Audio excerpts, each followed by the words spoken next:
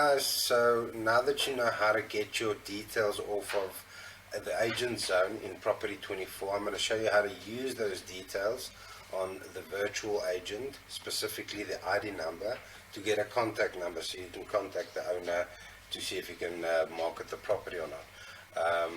Just before we go on though, I want to mention that your first phone call to any stranger is legal. They can't take any legal action against you.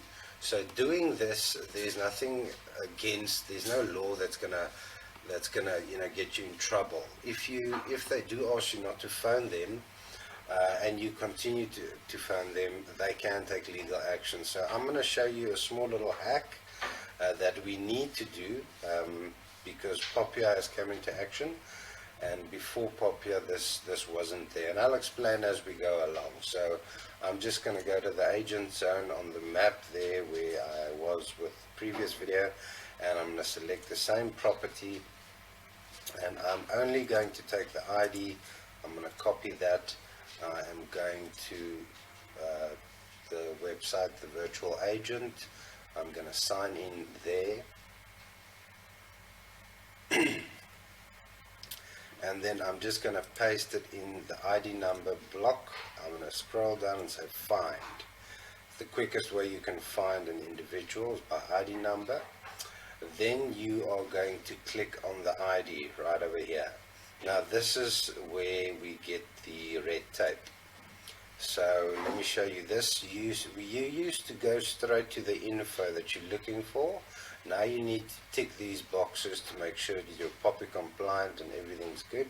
You are just going to give them a little white lie and say yes, I've received consent, and you're going to say proceed, and you're going to get another one, and where it says source, you're going to go to the drop down and you're going to select I will upload the proof later, because this is where you give them or capture the proof that the client is giving consent, the client that you haven't been able to phone. So you say capture consent, and it's going to say success, consent uploaded successfully. Now you have access to everything. Here are the contact details. You can go to addresses that this person has had or currently has. The dates are there as well. Employment for this person. Directorship. This is important, the directorship. It doesn't show anything here now, but I do just want to say that if the property is ever listed in or registered in a business, not a trust, a business, if it's registered in a business, go to directorship and it'll show you all the people that's part of that business, and it'll still also say whether they're still active or whether they have been deactivated, meaning no longer part of the business.